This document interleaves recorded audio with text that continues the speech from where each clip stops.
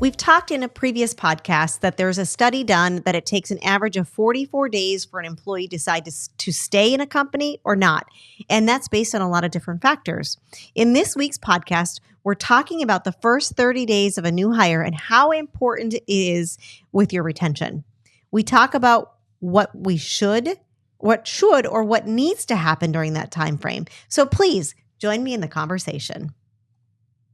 Today, we welcome back into the studio author and HR expert, Karen Shepard. Karen is the author of the book, Lead with Love, 10 Heart-Centered Strategies to Build a More Profitable Business. She's the owner of HR by Karen and has over 15 years of experience in HR. And many people, including myself, describe her as passionate and creative. And she's always going to be the brightest smile in the room. Always. And she's the partner that you want to help you take your business to the next level. She wants to work together with you to change the why not you to why not us. Welcome back into the studio. Thank you for having me, Jennifer. This is so fun. It is fun. And I love this topic. This topic, I don't think a lot of people really think about it. They hire someone and they're like, here's the handbook. Here's everything. Go do your job. How many times I know I've had jobs like that where I've had to figure it out. I call it baptism by fire.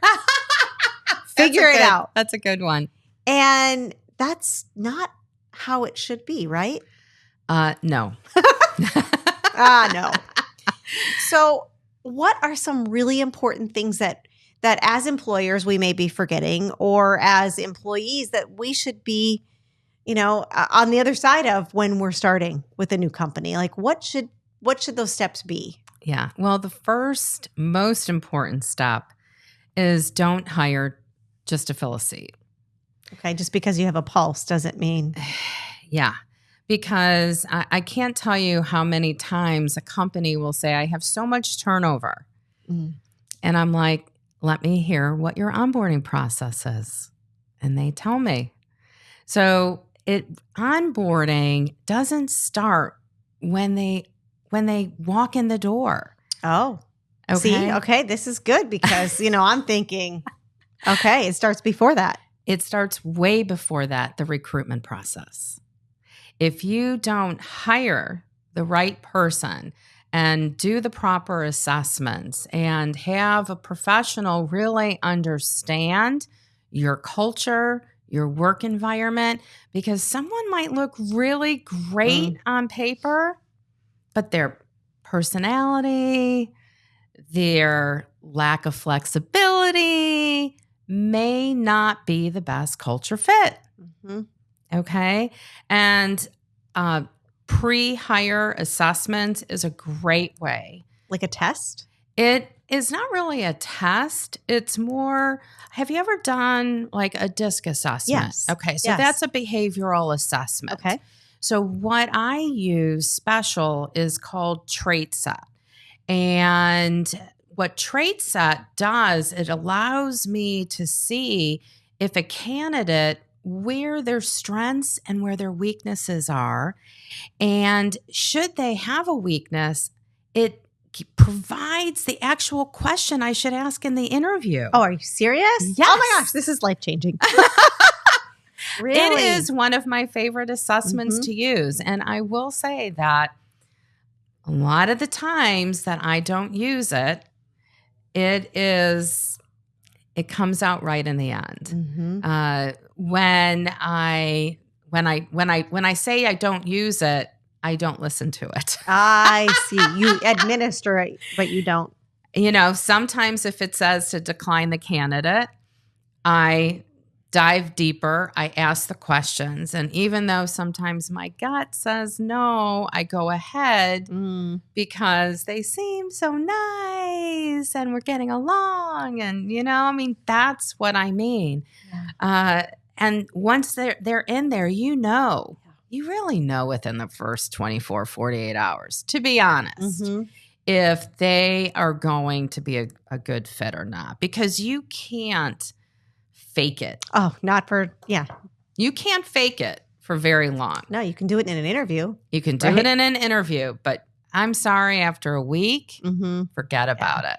So when I always say hire fast and fire faster. Mhm. What I mean by hire fast, that doesn't mean that you should hire just to fill that seat. Hire fast means don't allow your process to go on for weeks and weeks and weeks.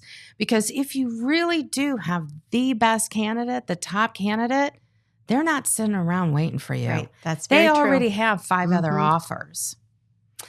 And my other great tip is don't make onboarding a process. Make it an experience. Oh, that's cool. Okay. Again, so recruitment is the first thing Mhm. with onboarding. Which you taught me something here, because when I think of that, I don't think of recruitment, but it makes sense because you Yes. don't want to compromise the values of your company or the culture of your company just to fill a seat. Right. So you need to do it at the very beginning. Yes. And there's a quote in my book. Honestly, I don't remember who said the quote anymore, but he'd rather interview 50 employees instead of just hiring someone, Mhm. because the turnover rate and what it costs a company is ridiculous. Mhm. What it can cost. You're just better off not having someone in that seat. So making onboarding an experience is so important. And send them a swag bag or send them a handwritten note After you've hired them after you've hired them. and before they start. Yes. Make them feel welcomed. Mhm. I like the swag bag. I'm writing that one down. Yeah. Like a t-shirt and a cup and Yeah. whatever. Welcome to the team. Mhm. It doesn't have to be it doesn't have to be an exorbitant amount of Mhm. money, especially with a small business. But a handwritten note, how Mhm. often do you get those in the mail? I know, it's really funny. I do that for people, anniversaries or birthdays, and I can't believe the amount of people that go, "Oh my gosh, thank you," Yes. because nobody gets mail anymore. Right. Right. It That's goes a why long direct way. mail is actually not a bad marketing You're right. idea. That's very true. That's very true. You're setting yourself apart, right? Yeah, You're exactly. being unique. Exactly. So, swag bag. Handwritten note. And then once they get to your office, are you just throwing them in the room to sign Mhm. documents? Right. Or is someone sitting with them? Mhm. Is someone going over the handbook? I'll never forget. I had this one client had this aha moment that I talk about in my book. And they said, Karen, once a new employee comes in, they don't seem to still understand the expectations and the values of that the organization and the culture is. Mhm. And I said, explain your onboarding process, right? And they said, well, everything is online. Mhm. And I said, automation is lovely. It makes things faster, but you have to have the human connection. Automation does not give way to that. And they probably didn't even read the handbook. Of course, right? Okay. They probably just signed the page that Mhm. said that you had to acknowledge that you received it and went on with their day. So after they get done with the onboarding documents, sit with them for 30 minutes. Are you walking them around the office Mhm. or the store and introducing them to the other employees? Are you having coffee talk? Are you bringing in maybe, some fruit for the healthy ones or donuts, and having a little welcome party? Mhm. I used to do that Love all that. the time, and it makes a huge It difference. does. It's always cookies and cakes in my store. Yeah, But I love my sweets. It's it's welcoming. How do you want to feel? You're welcoming them into your home. Yeah, it's the old cliche. Mm-hmm. Treat others as you want to be treated. It Mhm. isn't rocket science. No, it's not. The heart-centered approach is not rocket science. It's not something that, honestly, that I created. It's just being human. Is your closet overflowing, or maybe your kids' closets are as well? Or maybe you just want to redecorate your house. If you're wondering what to do with all that stuff that you've accumulated, bring it all to True Fashionistas or even ship it to them for free. They'll sell your unwanted items for you, take away all the hassle and do all the work, and all you have to do is sit back and collect your money. It's pretty easy. You can reach them online at truefashionistas.com. Come into the store or check them out on Facebook or Instagram, and that's truefashionistas.com. All right, friends, we are back with Karen Shepard, author and HR expert, and we're talking about that first 30 days of somebody's hire, which starts even before they start. Yes. It starts in your recruiting process, like you said. Now, they're in your company. You've sent them the swag, like we talked about, and now they actually have their first day. Mm-hmm. Okay. And they've done the whole walking around the office, meeting everyone and all of that. But how can they become socialized to the culture of your business? Yeah. So I highly recommend aligning someone up with a mentor. Okay. And everyone thinks there's this huge generation gap, okay, in companies. And there really isn't a generational gap.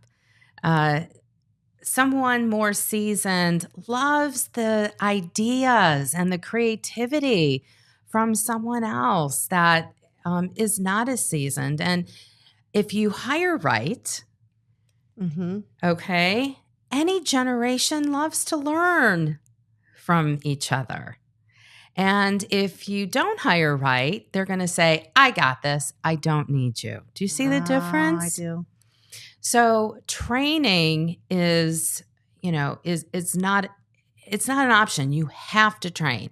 If you are hiring someone because you need a body in there to do the work and you're not going to have time to train them, you're setting up the new employee for failure. So you might as well not even have hired for that position. Exactly. Yeah. And you're throwing money out the door.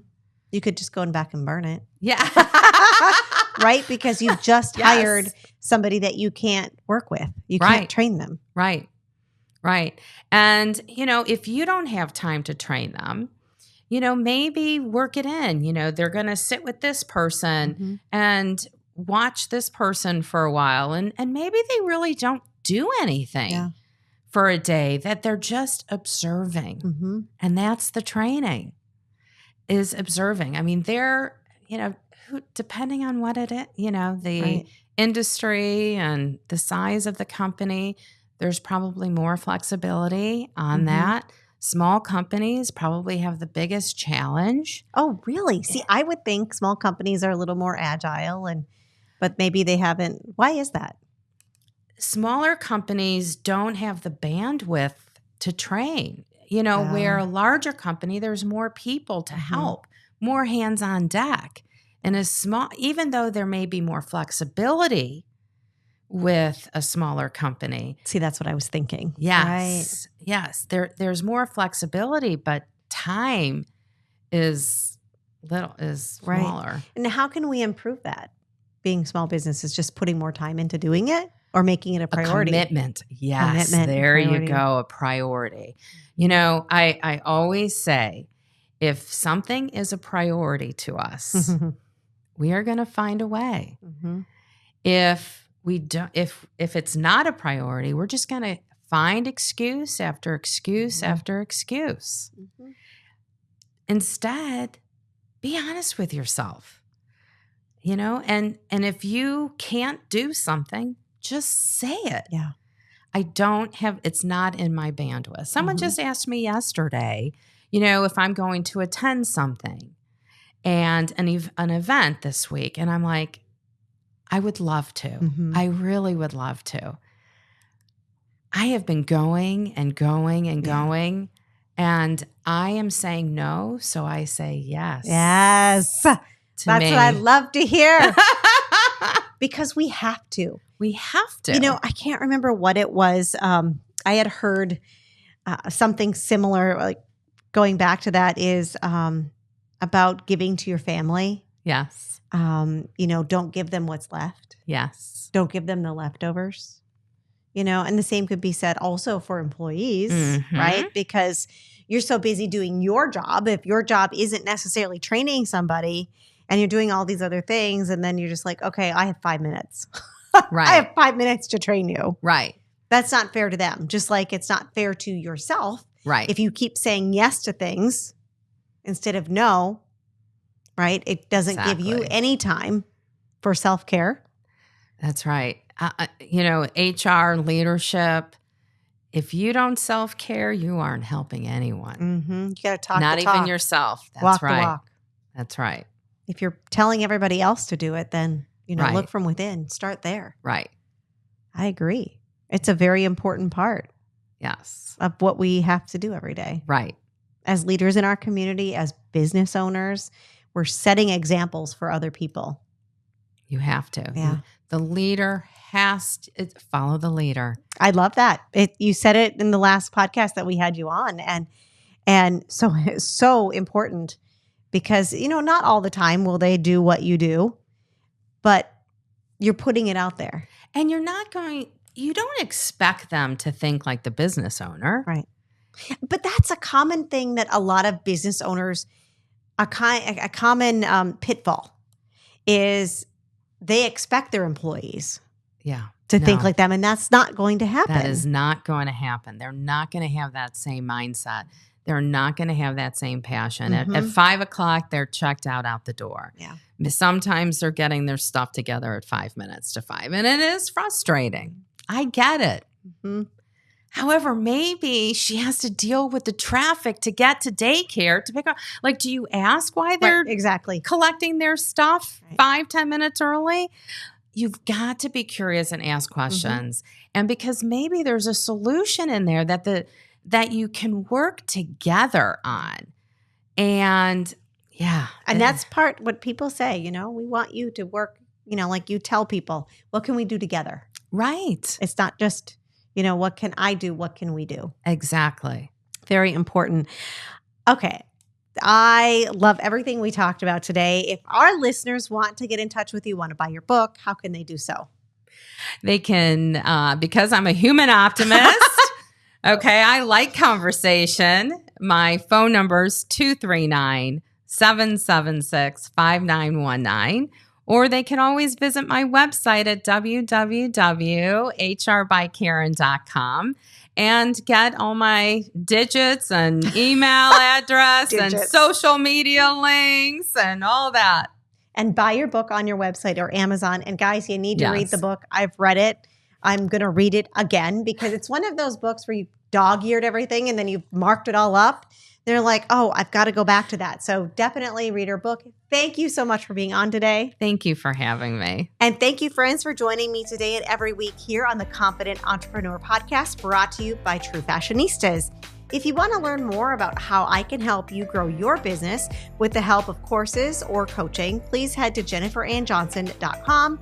And if you want to pick up my newest book, Grace and Grit, Becoming a Confident Entrepreneur, head to my website or check it out on Amazon. Have a fabulous day.